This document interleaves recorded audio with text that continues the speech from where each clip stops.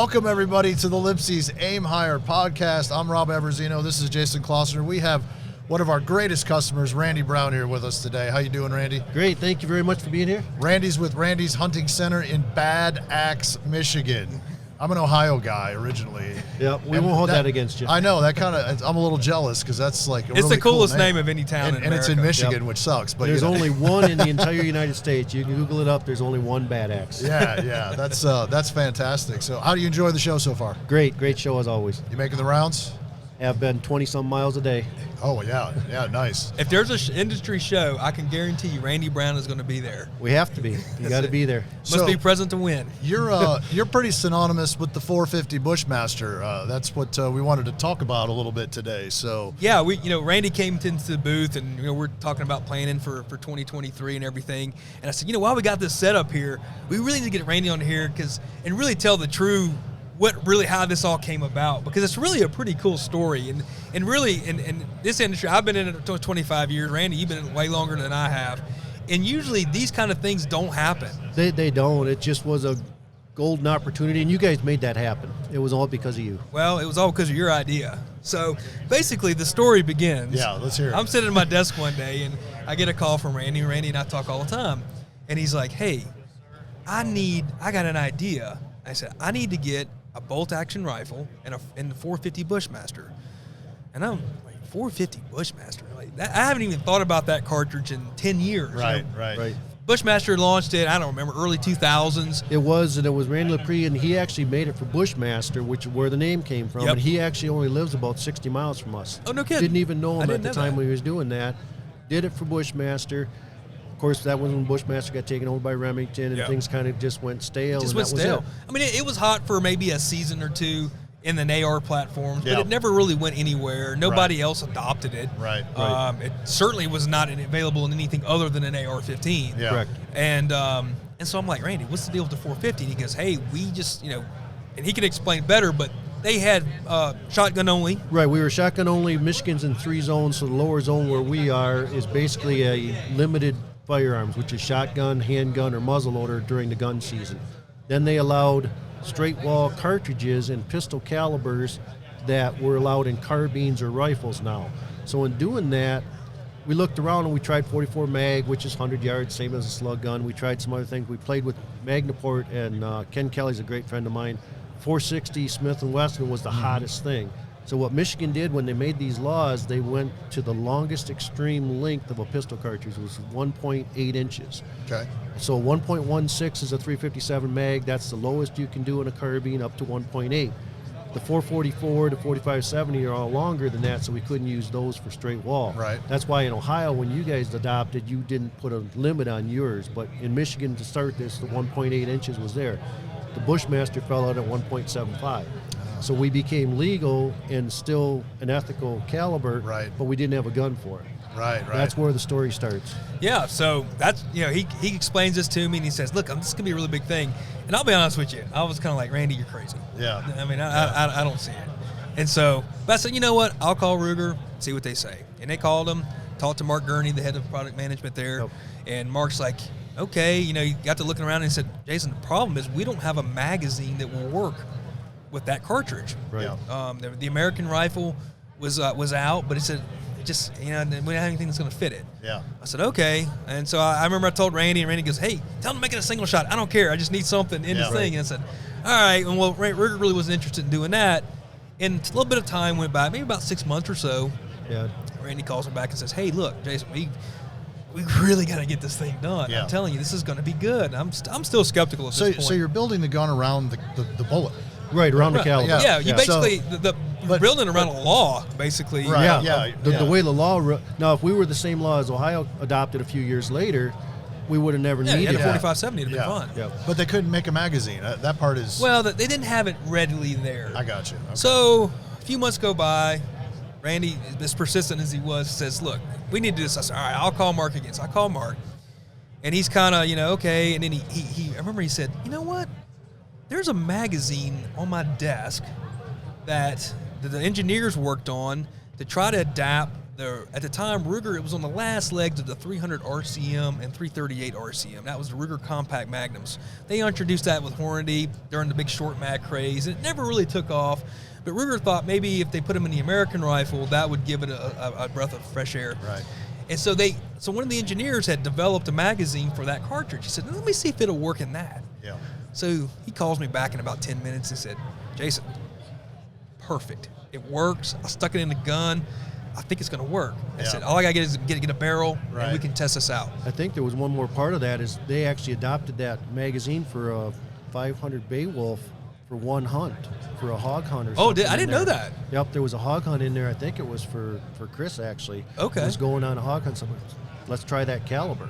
And that caliber, again, wasn't legal in Michigan. Yeah. So we went back, and he said, well, it fit in that 450. Yeah, And we've had a few ups and downs with that to get it going, but that was the base of it. Yeah, Wow. so because of that magazine, it kind of green-lighted it. And so at that point, it was like, okay, now it's at least possible. Yeah. And so I said, all right, Randy, all right, I'm still skeptical at this point. Right. And Randy goes, I'll pay you right now for 500 of them. I said, this man is serious. Let's go with it. Yep. And so it really is, that's kind of where it So kicked realistic, off. we got one prototype, and we have a big show up in Michigan, the Woods and Water Show, which is a big magazine up in our area. Yeah. And we got a non-working prototype just to display that this was going to be possible. Mm-hmm. And we ended up with a ton of people on the waiting list and stuff like that. It was about 6 weeks later, the second week in October, that hit. We got 500 of them in, and it took us 8 hours to sell 500. Oh my gosh. Wow. And the next 500 were 3 weeks later, and it took us 6 hours to sell them. Wow. It caused a storm. I have not seen a flame ignite like that quick on a combination than that. And it really was the perfect storm because Randy had the foresight to know that, you know what? At the time, there was only one factory load really out there. Yeah. It was the Right, Hornady Hornady. 250 grain FTX. So Randy was smart to say, hey, there's only one load. At this time, the Leupold CDS system was out, was widely accepted. So he got with Leupold and said, you know what? Make me some custom dials. It was easy. It was one load. Yeah. One load, one scope, one gun. One Everybody gun. walked out the door with one box of Hornady ammo. It was a perfect thing. That's Yeah. why it was just all pre-done. Yeah. So we took Complete the turnkey operation Yep. Yeah, that yeah. was affordable.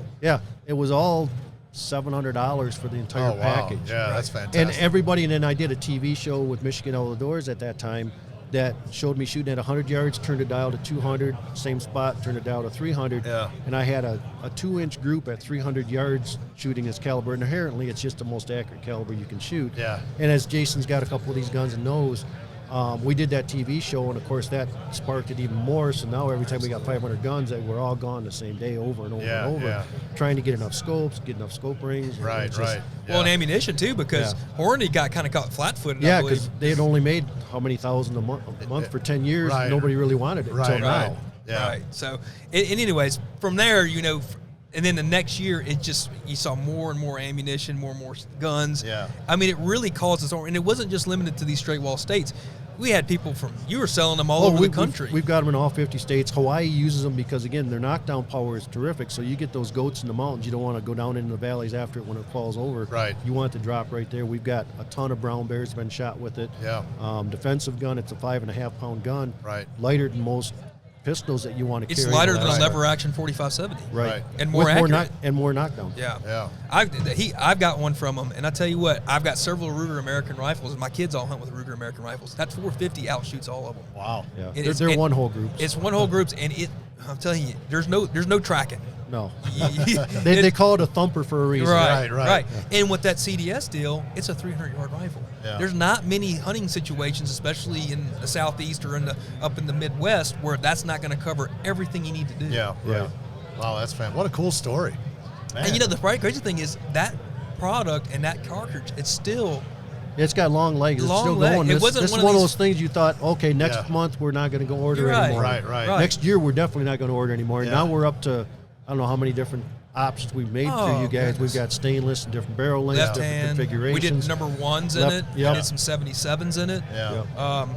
The thing about it is, I think I saw some new product releases from some of the ammo companies. They're even introducing new loads for 450. Wow. And then that all spawned the 350 Legend. It spawned this new 360 Buckhammer. Yeah. I mean, it's just amazing how it just blew up. Yeah. And it's really because of Randy. Yeah. And honestly, the subsonic ammo too, 450 subsonic. That's awesome ground. That's awesome. great. That's really cool. I didn't know that story. It's a neat story, and It's all because of Jason. Yeah. Well, it's because Randy when he told me the first time, I'm like, okay, but when he came back the second time and the third time, I said, I know Randy well enough to know he's serious and he knows his market. Yeah. Randy has been in this business a long time, and he knows this market, and he's on to something. And I was just we were fortunate that the stars aligned. After the fourth time he told you no, it's not going to work though. Yeah, right. Yeah. But we were fortunate that everything aligned the way it did, and it really turned into a phenomenon that's still relevant today. Yeah. I don't see that going away. I think the 450 Bushmaster now is an established round, and the Ruger American series really got uplifted from that rifle because things were flat during that time. I remember Jason Hornady saying that year, the 450 Bushmaster was the second best load that they sold behind the 6.5 Creedmoor. Wow. And that was the peak of the 6.5 Creedmoor. Yeah. If you remember the gun of the year, we lost out because it was only us doing that gun. Yeah. If the whole nation would have had it. It was gun of the year. It was everything. Yeah. Really amazing story. So. Wow. Anyways, I wanted That's all the great. listeners to really cool. know the true Hollywood story. Oh, yeah. So. Yeah, you hear a lot of different ways it came about, but it was all because of that. Now and to try and do it again in this atmosphere when nobody's got production time and doesn't have all these restrictions. Yeah. But it's the #1 selling Leupold scope because of that dial system that comes. Yeah. They've actually made it so if you wanted a 30-06, even though they've been out forever, Leupold doesn't give you a 30-06 dial scope because you can't know what you're going to do with it. Yeah. But everybody can get a 450 scope. Yeah. That's fantastic. Thanks for sharing the story. Really, I'm glad you came by and. Wow, that's cool. Pretty cool, huh? Yeah, that is cool. Yeah. So, anyways, again, thanks. Thank you very much. Good to see you, Appreciate Randy. it, Jason. Really Thank you, Randy. appreciate it. You got it, man. And hey, everybody, until next time, aim higher.